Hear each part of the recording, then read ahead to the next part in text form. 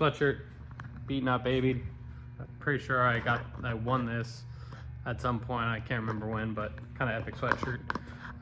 Can't remember where I left off in this video. I probably could go back on other videos and see it and whatnot, but too lazy to do that. It's been a long day.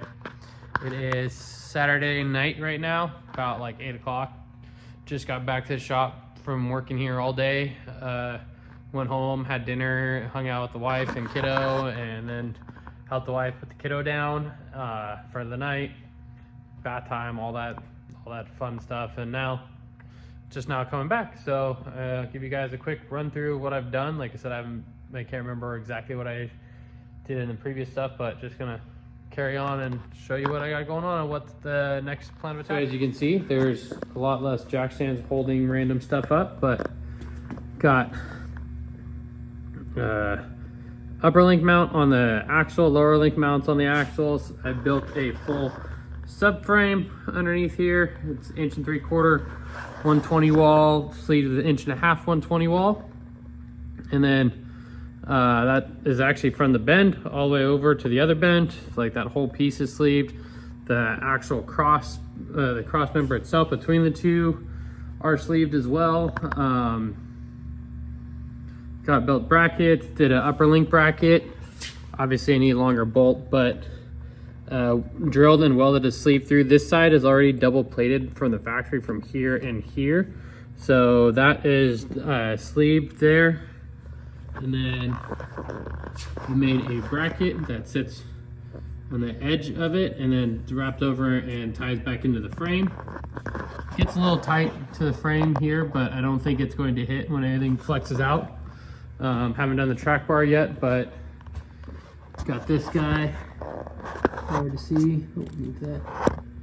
A little bit of daylight in there, which the beauty of all this without shocks on it, this is the absolute worst case scenario. So I could, if necessary, drop it down 1/4 inch and everything will be kosher and happy.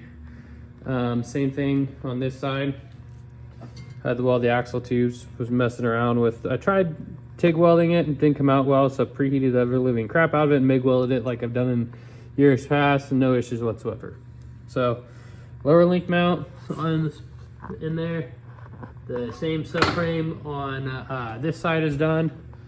And what's kind of rad, literally these are all links out of my old race car.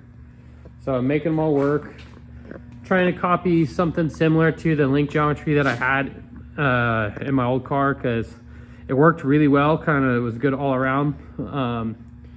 So I'm a little bit short on the separation here and here, so they're equally like about the same as what they're equally different than my old car. Like the other car was like 9 inches of separation here. I got like 7.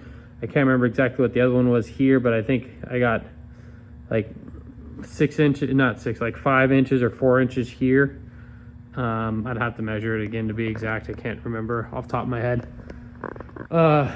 Next order of business is going to be the track bar. I just kind of got it zip tied into place, but had to notch that out there. I got the knuckles turned. I went to where the U-joint bound up and backed it off quite a few degrees. So I think realistically it's going to be getting like 32 to like 35 degrees of steering out of it, which quite a bit for a Dana 44, but so I may limit it even more. But again, planning for worst case scenario. Essentially, this will sit here. This guy will sit right about here with the mount off the box frame. And when that mount sits here, whenever I do the tube work on front, it'll have a brace off top of that over, like from the top up to the shock hoop that comes through here. We get kicked off to the back here too. This side's gonna get a little tricky because I'm leaning towards building the ram mount first and then having this tie down to the ram mount and then the back tying over here and building this whole like plate structure deal that is like right here. So I got to figure that all out, but got the ram kind of sitting where I need it to be. Big ram, and not going to be utilizing the high steer arms. Most likely going to be going straight off the knuckle here and somehow double shearing it into this point.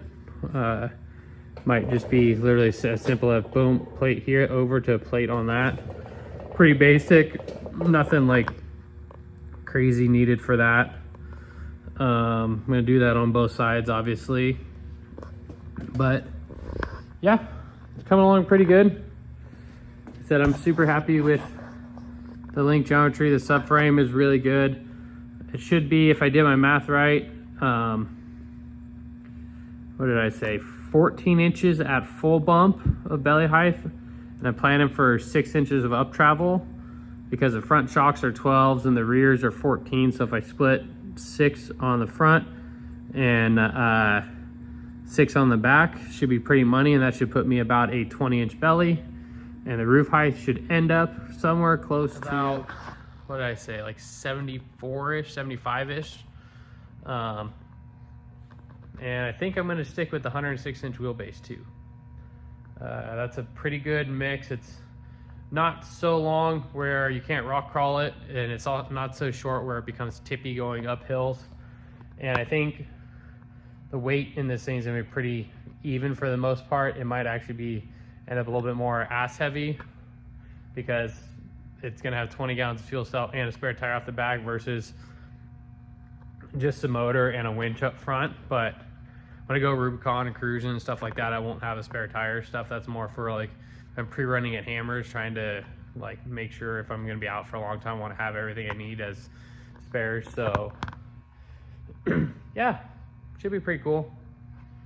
I know, like, trying to knock this out and make it a roller and then take it back to the house and leave it parked for a while and then bring it back to the shop when I got some free time and just keep working on it. So I have today, tomorrow, and probably gonna end up like Tuesday or Wednesday by the time I'm able to actually like take it back home, like 2 days, 3 days behind of where I want to be. But some things took me longer than I expected. Having to build the subframe wasn't in the original plan, but the way the tires mount on the knuckles and steering into it, like it damn near hits the link. So if I put them, it actually hit the link. If I put the tire on and mounted the link under the frame, the tire eats into it. As it is now, it gets pretty close, but I know these wheels are a 4.5 inch offset. So realistically, if I went to 3.5 inch offset, I wouldn't have to worry about it buying me another inch. But just gonna, that's what I have, that's what I'm gonna run. And yeah, like I said, just keep plugging along. About all I can do, and keep at it. So got some other cool things that I need to do, but that'll be later on. I got the adapter for the intake to go to the Holley Sniper, which is this guy from Yoda 1 makes this, I believe. Is that who they got this from? Yeah, Yoda 1. I've gotten a lot of all like the block off plates and everything from them. They have quite a bit of stuff for the Toyota motor, but so this here is for a 22R intake, which there's a difference between the 20R and the 22, which I didn't really know that. I thought they're kind of all the same, but I'll show you what I'm talking about. So these two bolts here on the 22R, they are wider apparently, or no, they're closer together. But so what I think I'm going to do is take these off, put this in a bead blast or bead blast their living crap out, clean it up, clean this up, preheat the two, put this on, and then weld it up and essentially weld this piece to the intake. I think that should work. I don't know why it wouldn't work, but that's about my only option, I think, to be able to run the Holley Sniper on this thing. And yeah, unless I decide to machine things out and get crazy with it and oval out these two holes to fit the 20R intake, and then I have to drill and tap new holes for that, which I can do, not at the end of the world. But if I can just like essentially weld it and glue it into place, that would be ideal. I also just got the power steering pump bracket for a 22R for this thing to see if that'll fit, which it appears to have the same 2 bolts necessary to bolt that to, which is nice. There's a third one that is on the bracket that probably is not going to be able to be used. What did I do with that bracket? Yeah. So normally don't like ordering things from them, but Jogger makes a nice unit. Had this on my previous thing in my previous car, so it mounts right off those two, which sit there. But this distributor might need to do some reworking of this bracket to make this actually fit, because this distributor apparently is different than a 22R, which it's funny. They all claim this fits a 20R to 22RE motor. I don't know. Unless I'm doing something completely wrong, which it might be. This might be in the way. I don't know. Let's move this up. Where would that go? Oh, right there. That fell. That was my hood spacer. So, move this out of the way. Let's try this again.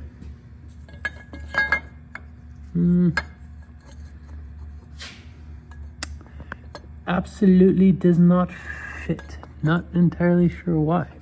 It looks like it should. Definitely looks like it should, but something definitely hits. Could just be that corner right there that needs to get knocked down. And honestly, those hit the coil. Wow, I don't know what the fuck I'm doing with the camera. Pain in the ass. Clearly I'm not good at I'm not YouTube certified for this. It hits the spark plug here. So I may use this and just adapt it over somehow and fuck with it, but that's a whole problem for another day. So yeah, gonna keep at it and keep plugging away and just make cool shit and try to make this a roller by Sunday. Clearly not gonna happen, but we're still gonna try. Have all day tomorrow. Gotta go at 3 o'clock. I'm getting a haircut. My kiddo is getting a haircut because I gotta go back to work on Monday. Been off for a Christmas furlough, which is kind of nice, and my hair's got a little crazy, so need to address that. And yeah, keep on watching and keep adding to it. Been horrible about updating stuff, so just kind of recapping stuff as I go and showing progress. And don't worry, that thing there, kind of storage shelf, which that's just an empty box, and then that's the soft top for the Samurai. Got some big upgrades coming for that thing, ordering it on Monday, so super stoked on that and can't wait to show you guys what I got going on with that thing. And yeah, well, keep on watching. So as you can see, I got the track bar in place now. Idea behind track bars, if not many people know, like 3-link with a track bar, Panhard bar as they're also called, is you want them as long as possible and as flat as possible at ride height. If you're building with the steering box, you need to make sure your drag link that connects from the pitman arm to your knuckle, that needs to be the same exact length as your track bar, and at the same, they need to be parallel to each other. They can be in line with each other one way, they can be up, down, doesn't matter, as long as they're parallel with each other. That will limit the amount of bump steer you get. Realistically, you probably won't get any bump steer if you do that precisely and actually have it, like I said, the same length bolt center to bolt center on the track bar and your drag link, and them being parallel. That pretty much solves all the bump steer situation. My old 4500 car had I think 15.5 inches of wheel travel, and I had 0 bump steer in that car. If you build it right, you don't have to worry about that kind of stuff. I kind of screwed myself looking at it now. When I built the frame, I kind of wish I went up a little bit higher and brought myself at least like 3 inches taller up. That would have solved or saved me from having to notch this frame here to get the track bar to clear. It would have gave me a little bit more real estate kind of everywhere. because the motor mounts would have been up a little higher, everything would have been up a little bit higher. The ram, this is the ram out of my 4500 car. It's an 8-inch stroke ram, which Wagoneer 44s require 6 inches of stroke, so this will end up having to get internally limited. So that's just a matter of taking the end caps off, putting a piece of tubing in there, and putting the end caps back on. It's pretty simple. Like, my race car is done the exact same way. And the idea with using a bigger ram and internally limiting it, there's a piston that rides right in the middle, and when you steer one way, that piston goes all the way to the end and then all the way back over. And if you internally limit it, instead of making that piston way out here and making the ram be able to flex, you bring that piston back, and now you have more shaft inside the ram that helps save the amount of flexing and potentially bending of the ram, which that's excuse me, that's something that a lot of people don't realize, and these are actually very easy to bend. But again, if the frame was up higher, I wouldn't have to rock the ram forward to plan for the 90 fittings and the hose plumbing to be able to snake, because the 90s will come up, over, they'll snake this way with hose, and they'll loop back in this gap here and follow the track bar up to the frame back over to the orbital. There's obviously going to be a bumper that comes out and whatnot, and depending on how I do the ram mount, there'll be a bash guard essentially. But ideally, I've always done it on like my race car and my previous cars. These are either straight up and down, or they're rocked back a little bit. And if I rocked them back, it would make life a lot easier if the frame was up a little bit taller than the 90s, still have room, and the hose routing. I don't know. I try to look at every aspect of a build when I'm doing a build. Everything down to where plumbing's gonna go, and make sure I'm not screwing myself for having real estate for things. I've seen too many cars, and I've actually built a car where my very first 4500 car, I don't know if you guys remember that car, but I didn't really leave room for anything, and I've since have learned a lot in the last, probably 15 years, because I built that car, I think, when I was like in my early 20s. It's like 13 to 15 years, something like that. And as I just try to plan ahead for every aspect of it, so everything looks like it has a purpose and a place. I know that's kind of hard for a lot of people to understand and be able to picture all that, but you just gotta take a step back, look at the grand scheme of things, and make sure everything's gonna be happy. Like, for instance, where I placed the motor at, I had to essentially figure out where the intake goes, and on top of that, where the Holly Sniper sits with the like 1.5-inch spacer adapter plate, and then also the air filter mount on top, to make sure I leave enough room to keep that whole setup underneath the hood without having to cut a hole in it, because I don't want to cut holes in anything. I think it looks kind of trashy, and like people didn't really think things through, just cutting a hole in the hood for a steering reservoir or whatnot. Like, I don't want to do that. So I was trying to make everything kosher and happy, and like I said, just plan way ahead. I know the drive shaft, I have to figure out if I'm going to need a 2-piece or not. I'm hoping I can get away without it, but where the flange is at, the flange is here, and the cross member's about out here. It's like 4 inches away from it, 5 inches away from it, and I don't know if there's enough room from the drive shaft being able to drop out and clear everything. So if it doesn't, I'll just have to add a little carrier bearing mount. Not the end of the world, but just something I was planning on not doing, but the way everything laid out with these links and where the transfer case output shaft, the output flange landed, like there's only so much I could do about it. And yeah, but I'm at a point or it's Saturday night. I think it's like probably 11 o'clock by now, and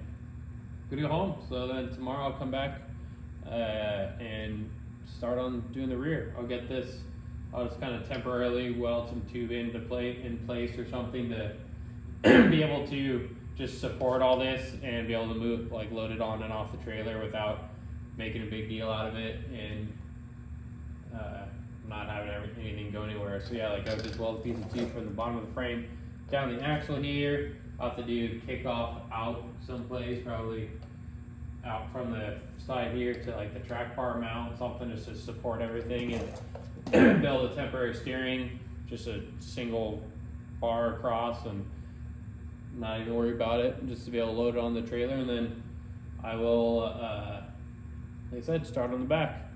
So hopefully tomorrow's make some good progress. I gotta weld the axle tubes, put the truss on it, weld the truss into place, and then I can start mounting link mounts and everything on it and figure that out. So, yep,